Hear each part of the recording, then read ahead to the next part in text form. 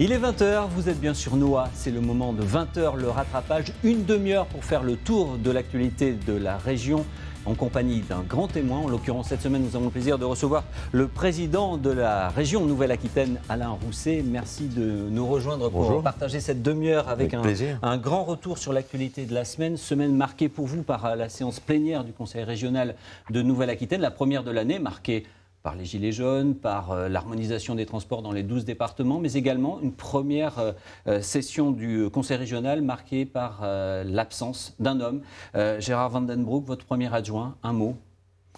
C'est dur, perdre un ami, et puis perdre un être particulièrement sensible, attaché à son territoire, le connaissant parfaitement, attaché aussi à l'humour, puisqu'il avait eu l'occasion de créer des journées sur le dessin d'humour et le dessin de presse.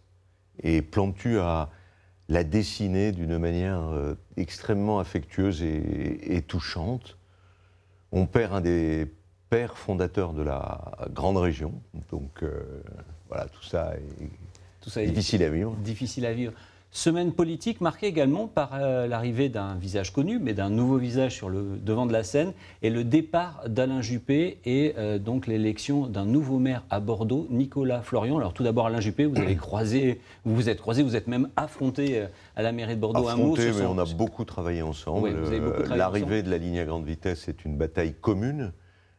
La transformation de Bordeaux, je n'oublie pas que j'ai été président de l'agglomération bordelaise et que c'est l'ensemble de l'agglomération qui a participé au financement du redressement de Bordeaux, de l'embellissement des quais de Bordeaux aussi. Donc on a beaucoup travaillé ensemble, y compris dans la bataille pour faire en sorte que Ford reste. On en parlera justement. On en parlera tout à l'heure. Donc c'est une... J'ai été un peu ému, j'avoue. J'ai été un peu ému. Et puis Nicolas Florian, je le connais bien depuis longtemps. Oui. Vous allez l'observer, vous allez continuer à travailler ensemble, j'imagine ? Bien sûr. Bien sûr. Enfin, on ne peut pas, dans cette grande région, travailler sans la métropole. On ne peut pas travailler qu'avec la métropole, mais la métropole a ensuite des problèmes, notamment d'engorgement ou de difficultés de déplacement. Donc, j'ai déjà pris contact et avec le nouveau président de la métropole et avec le maire de Bordeaux pour qu'on puisse rapidement travailler sur ces dossiers importants. Alors Alain Rousset, vous restez avec nous, mais l'actualité en Nouvelle-Aquitaine, elle a également été sociale, avec en Haute-Vienne, à Bessines, l'entreprise Steva, qui se trouve sur le fil du rasoir, placé en observation, le spectre de la liquidation judiciaire plane au-dessus des 107 salariés, faute de repreneurs. Voici l'une des pièces maîtresses que fabrique Steva, le châssis des voitures sans permis Châtenay, fabriqué à Pierre-Buffière en Haute-Vienne. Sur son site de Bessines, Steva en fabrique 8 par jour. Demain, si on ne fait pas cette pièce-là, Châtenay nous a dit qu'il n'avait pas de solution et ça pourrait mettre 40 personnes au chômage, plus tous les sous-traitants, fournisseurs autour de Châtenay. C'est l'entreprise, si demain elle a des problèmes, ça peut engendrer plusieurs centaines, voire 500, 600 emplois supprimés. Châtenay, le constructeur de voitures sans permis, n'est pas la seule entreprise qui serait touchée par une liquidation de Steva. Oxymétal Centre, spécialiste de la découpe situé à Saint-Cyr en Haute-Vienne, serait aussi affecté. Le risque d'une fermeture, c'est un effet domino qui fragiliserait la filière industrielle en Limousin. Avec les 107 emplois menacés à Steva, le tissu économique de Bessines-sur-Gartempe en subirait aussi les conséquences. D'après une source syndicale, des négociations ont débuté avec un nouveau repreneur. Il a jusqu'au 28 mars pour répondre à l'appel d'offres et peut-être arrêter la machine infernale. Arrêter cette machine infernale, j'imagine Alain Rousset, c'est une des préoccupations du président de région. C'est une des préoccupations, et puis les équipes de la région sur les entreprises en retournement ou en difficulté travaillent pour accompagner, le cas échéant, ce repreneur, pour en chercher un autre. Mais on l'a vu, il y a des effets dominos, notamment sur Châtenay et d'autres entreprises. Complètement. Nous sommes dans la filière automobile. L'attitude des deux grands groupes français de l'automobile n'est pas très honorable. Reconnaissons-le, à la différence de l'aéronautique. L'Allemagne, par exemple, a su maintenir la quasi-totalité des véhicules assemblés sur le territoire allemand. En France, et Renault et Peugeot ont divisé par deux les voitures assemblées. Mais est-ce que ce n'est pas de la faute des entreprises qui ont pas anticipé ? Oui, mais on a la même problématique du côté du Poitou et les fonderies. Quand vous êtes en relation directe entre un donneur d'ordre et des sous-traitants, c'est au donneur d'ordre d'organiser ce qu'on appelle sa supply chain. Et c'est une des préoccupations sur lesquelles j'interviens le plus souvent auprès des grands groupes et aussi auprès du gouvernement. Il faut mettre en place une politique. Les grands groupes sont accompagnés par l'État, sur le plan fiscal, sur le plan de la recherche, sur des tas de plans. Ils ont des devoirs à l'égard de notre territoire. Et sans eux, on n'arrivera pas à faire en sorte qu'on ait ce que l'on appelle des ETI, des entreprises de taille intermédiaire, qui soient capables elles-mêmes d'avoir des sous-traitants de rang 2, des entreprises plus petites, 30, 50, 100 personnes. Et c'est cette construction que nous avons essayé de faire avec l'aéronautique, que nous faisons avec l'aéronautique. Et qui fonctionne. Alors, est-ce que ça veut dire que ces grandes entreprises, elles ont joué la montre, elles nous ont fait exprès de ne pas anticiper l'avenir? Les grandes entreprises, les entreprises françaises de l'automobile n'ont pas anticipé le véhicule électrique. On est d'accord. Je rappelle qu'on achète 98% de nos batteries en Asie du Sud-Est. Imaginons si les droits de douane explosent, qu'est-ce qui se passe? Donc on commence à s'engager là-dedans. La France a mis 700 millions d'euros, l'Allemagne, 7 milliards. 7 milliards. Nous avons, dans la Nouvelle-Aquitaine, créé une forme de consortium, de cluster, avec des entreprises qui travaillent sur la batterie du futur. On a un laboratoire sur le bassin de Lac, on a le groupe Saft, on a Arkema, on a Cerma Technologies qui fait la qualification des batteries, on a Forcy Power à côté de Poitiers, qui dessert Oliès Bus, qui développe ses véhicules électriques. Donc on est en train, depuis 4-5 ans, de restructurer cette filière du stockage de l'énergie. Mais nous avons besoin, vous avez vu un des ateliers de l'usine en Limousin, de Steva en Limousin, qui fait les carcasses pour porter le pack batterie. Demain, la moitié du prix d'un véhicule électrique sera le pack batterie. Donc notre souci à nous, c'est d'essayer de trouver un repreneur pour Steva et de développer, proposer les projets industriels et technologiques les plus importants sur le stockage d'énergie. D'autant qu'il y a urgence, parce qu'on a parlé de Steva, mais il y a eu malheureusement cette semaine l'annonce du couperet du côté de chez Ford. Là, ce sont 850 salariés. Il y a Ford, vous avez la souterraine, n'oublions pas, vous le disiez tout à l'heure, les forges du Poitou. Enfin, il y a une absence d'anticipation chez certains grands groupes, et les grands groupes sont aspirés à l'international. Ils veulent avoir un marché international, ce qu'on peut comprendre. Simplement, en contrepartie de ce que font les pouvoirs publics, il y a une organisation industrielle à faire, et cette organisation industrielle, j'ai l'obligation de constater qu'elle n'existe pas. On va essayer de le faire dans notre région. On va regarder le cas particulier de Ford, Blanquefort, qui va donc déposer et fermer son rideau, même si le groupe Ford a annoncé vouloir rembourser les 20 millions d'euros que lui ont été alloués par l'État. On fait un point sur ce dossier, on en parle juste après. Ce n'est pas l'État qui a mis les 20 millions d'euros, ce sont aussi les collectivités locales. On va faire le point sur le dossier, on en parle après. Aussitôt annoncé, aussitôt contesté, le plan de sauvegarde de l'emploi validé par la Directe ne passe pas pour les représentants du personnel Ford Blanquefort. L'usine de boîtes de vitesse devra arrêter la production en août. On va attaquer en justice, évidemment on va l'attaquer en justice, parce que pour nous il n'a aucune raison, aucune justification économique. Donc on va l'attaquer, on va essayer de le faire invalider et on sait qu'on aura pas mal de coups de main ou pas mal d'arguments pour. Sur les 850 salariés, une cinquantaine seraient reclassés dans l'usine voisine GFT, filiale de Ford. Plus de 300 personnes partiront en pré-retraite et autant de licenciements prévisibles, des options inconcevables pour les syndicats. Les premiers courriers de licenciement économique vont intervenir dès le 1er septembre, septembre et octobre. Et c'est à ce moment-là qu'on va voir les difficultés de certains collègues à trouver une solution.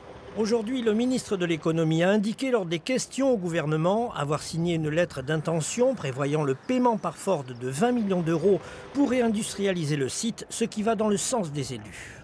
Nous, ce qu'on demande aujourd'hui les collectivités territoriales, c'est que le groupe de travail qui a été annoncé par Monsieur le ministre se mette en œuvre le plus vite possible et qu'on ait de la pression sur Ford de manière à ce que nous puissions récupérer le terrain, le bâtiment et le matériel, les équipements, afin de pouvoir poursuivre une industrialisation du site. Les actions en justice vont fournir du grain à moudre au groupe de travail dans les prochains jours. Alain Rousset, Steva, les fonderies du Poitou, on le voit avec Ford, il y a des savoir-faire, la région doit les aider à peut-être trouver, rebondir. Vous parliez tout à l'heure de l'aéronautique, ça peut être éventuellement une filière. Je crois qu'il faut, je reviendrai sur le problème Ford. Cela montre une chose, c'est qu'on ne peut pas ne pas diversifier l'activité industrielle. On ne peut pas ne pas prévoir les emplois de demain. Globalement, la Nouvelle-Aquitaine est une des rares régions françaises à réindustrialiser. C'est d'une certaine manière aussi mon ADN, réindustrialiser autour de l'aéronautique. Dassault amène 1000 personnes de plus. Dans les Pyrénées-Atlantiques, il y a plusieurs centaines d'emplois à pourvoir. Au cœur du Limousin et de la Dordogne, il y a des centaines d'emplois autour du luxe et du cuir. Il y a une attention particulière au Châtelleraudais, sur lequel nous allons mettre en place, comme on l'a fait avec l'aérocampus de la Traîne, un centre de formation au métier de l'aéronautique sur ce qu'on appelle l'avionique, tout ce qui est la partie pilotage de l'avion et d'intelligence de l'avion. Mais nous avons des désastres humains, des désastres économiques, d'autant plus stupides que cette usine de Ford était très productive, une des plus productives. Donc on voit bien qu'il y a là un manquement considérable à une forme de loyauté, de respect. Et il faut donc aussi que l'État réfléchisse à se redonner les moyens quand il y a un repreneur, et c'est le cas de Ford, Punch, qui a réussi parfaitement sur l'usine General Electric de Strasbourg, d'obliger à reprendre un site. On ne peut pas empêcher un Ford ou un autre de quitter. Hein, mais on devrait pouvoir, avec une loi nationale et puis peut-être avoir une réflexion à l'échelle européenne, obliger à prendre un repreneur. Là, la première bataille à mener, c'est le souhait des organisations syndicales, c'est de se dire, il va y avoir plus de boîtes de vitesse à fabriquer en Europe. Est-ce qu'il n'y a pas là, si on garde les machines, c'est ce que disait la maire de Blanquefort, d'avoir une opportunité, une fois Ford parti, de pouvoir redévelopper le site. En tout cas, ce site est un peu magique. Les bâtiments faut parfois les désamianter une partie, mais c'est pas énorme. Il y a beaucoup de terrain. C'est une bonne chose que le ministre ait obtenu la cession à l'euro symbolique, mais que l'on puisse réindustrialiser le site. Il y a des opportunités, on n'est pas très loin de la Gironde, et la région s'y engagera Ça fait totalement. partie des combats que vous menez, au même titre que la région a soutenu et soutient, parce qu'il y a aussi des aspects positifs, notamment le cinéma, les jeux vidéo, des jeux made in Aquitaine, il y en a 2 par le monde. Et la plupart des créateurs s'étaient d'ailleurs donné rendez-vous cette semaine à Bordeaux, venus des 4 coins de la planète pour échanger. Ils viennent de 25 pays différents et se sont donné rendez-vous au Palais des Congrès, la Nouvelle-Aquitaine, 2e région française. Si on compte le nombre d'entreprises dédiées aux jeux vidéo, une 60aine au total. C'est pas une bulle, le secteur jeux vidéo pèse autant que le cinéma, mais comme partout ailleurs, on est en concurrence avec le continent américain. Et voilà, donc le but c'est de montrer qu'on sait faire des choses ici en Nouvelle-Aquitaine. On a de très bonnes écoles. Bordeaux attire les plus grands. La preuve, même Ubisoft s'y est implanté. 39 salariés il y a 1 an et demi, 150 aujourd'hui. Pareil pour Solidanime qui a déplacé son siège rue Judaïque. C'est elle qui a réalisé la motion capture du film Cro-Blanc, une technique utilisée aussi pour les jeux vidéo. C'est les outils qui sont vraiment spécifiques à notre société. On n'est pas très nombreux à le faire en France.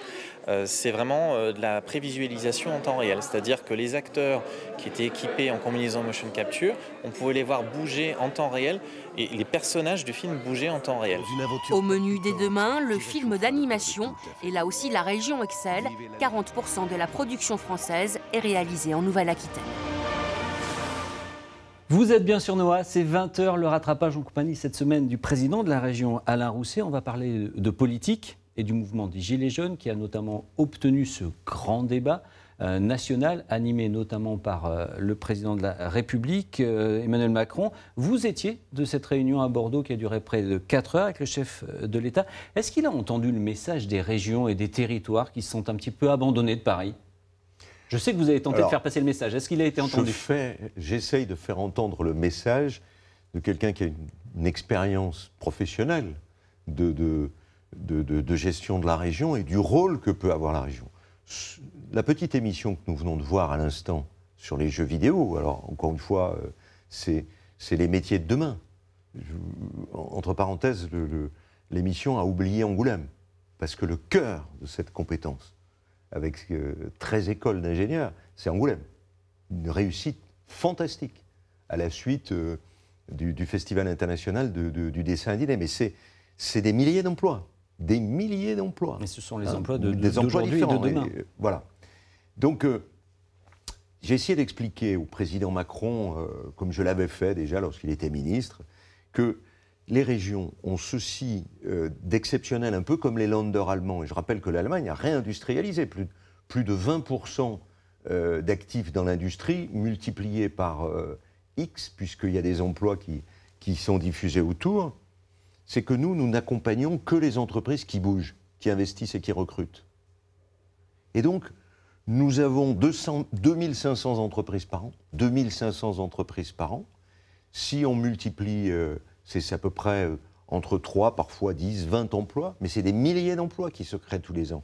Et j'essaye d'expliquer au président Macron, qui a une tradition plutôt jacobine, centralisatrice, que le modèle allemand, avec les régions françaises, on peut réindustrialiser. Et ça peut être un relais. Alors, il y a eu une bonne nouvelle cette semaine pour notre région, un dossier très suivi de votre part, l'annonce de la reprise de la ligne aérienne entre Limoges et Paris. 58 € l'aller, c'est la compagnie Chalère qui s'en charge, et c'est un gros plus pour le désenclavement du Limousin.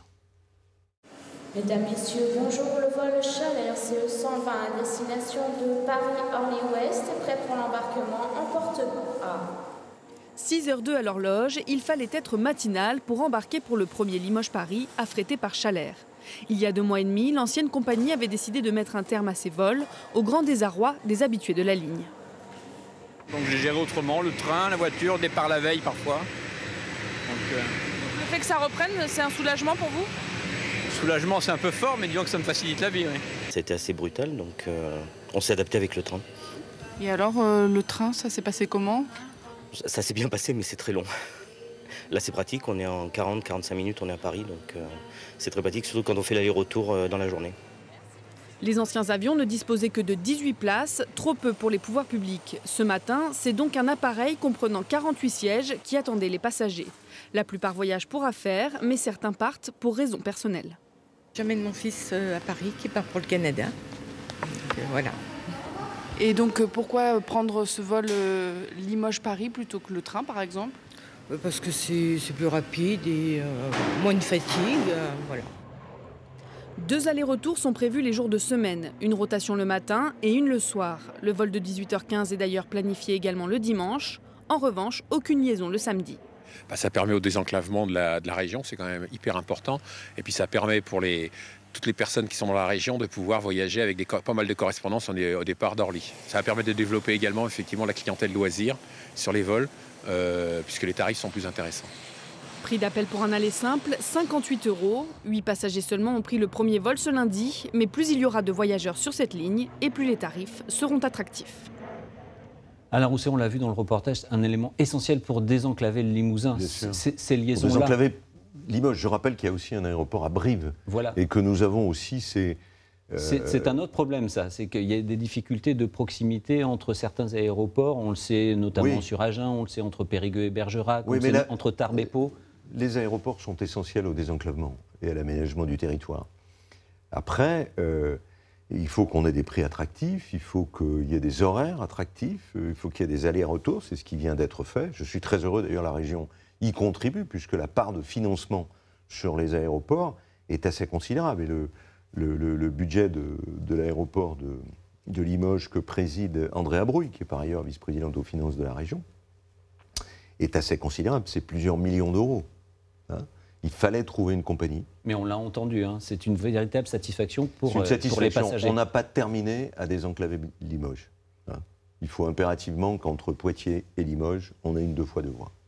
On en parlera. Le désenclavement de nos territoires, c'est aussi en Périgord. Pour les besoins de l'installation de la fibre optique, de nombreuses communes qui procèdent en ce moment même à la modification des noms de leurs rues, de leurs voies dans les petits hameaux pour un nouvel adressage.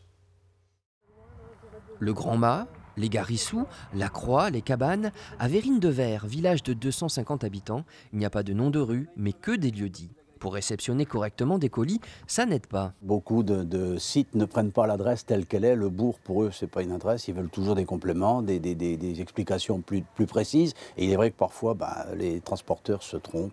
Ça tombe bien, comme dans de nombreuses autres communes de France, le conseil municipal planche sur un nouvel adressage. Ce qui signifie donner 33 noms aux différentes voies qui jalonnent Verrines-de-Ver et distribuer 153 numéros aux 153 maisons du village. On avait déjà donc informé par le biais de notre bulletin trimestriel. Ensuite, nous avions fait des propositions au niveau du conseil municipal et on a convié toute la population à une réunion publique pour débattre de nos propositions.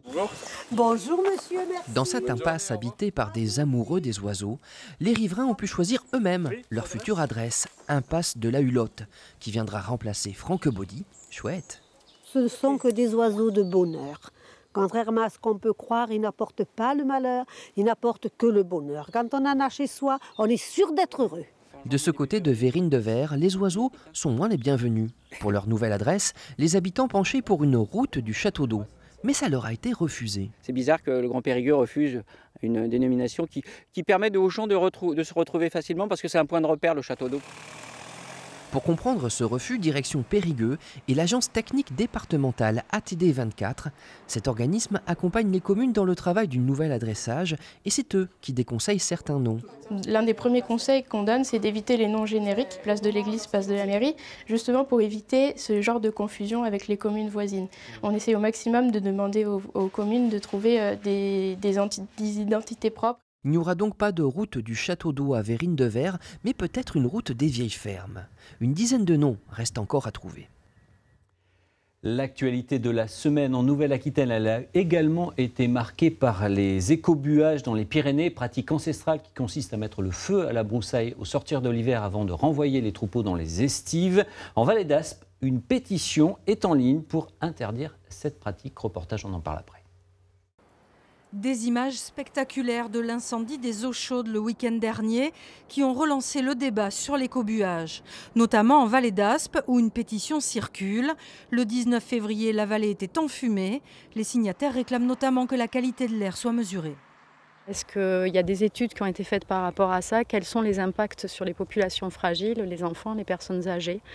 Et je me suis dit, cette pétition, ça peut être le moyen de relancer un débat et surtout d'obtenir des autorités des réponses par rapport aux conséquences de cette pratique.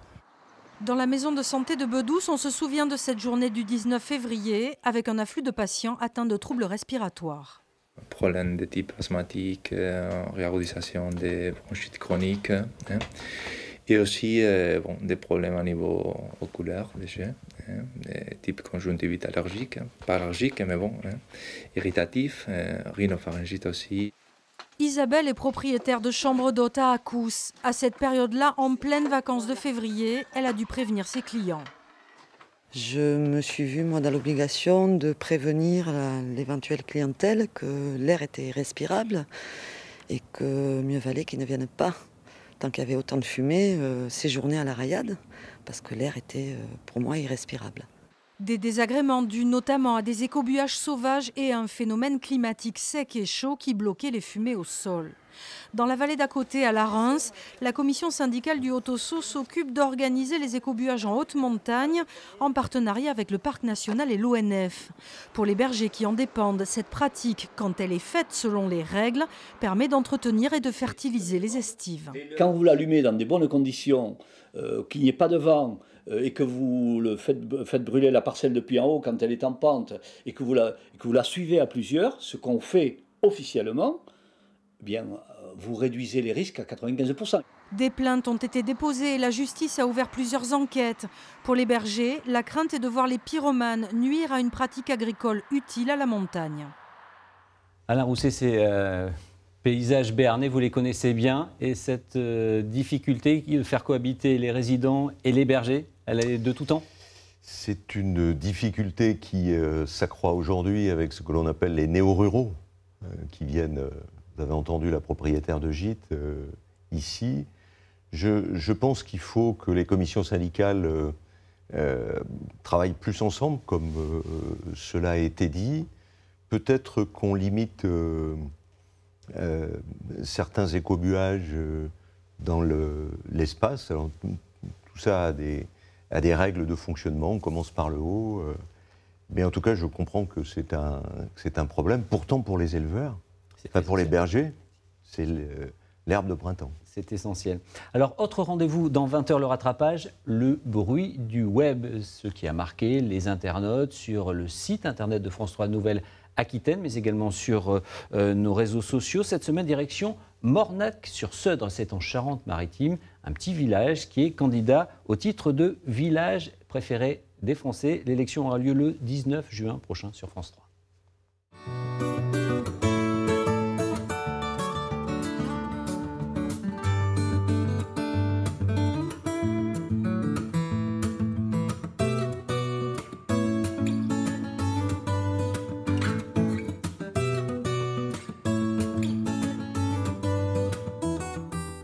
Vous pensez que vous avez de bonnes chances de finir premier? Non, on ne souhaite pas finir premier ou quoi que ce soit. Nous voulons participer, faire partie de l'aventure. C'est une belle aventure, c'est une aventure magnifique et on veut la vivre à fond. Voilà. C'est une chance qu'on a, c'est pas tous les villages qui peuvent le faire, donc c'est une chance qu'on va prendre et que l'on va partager surtout.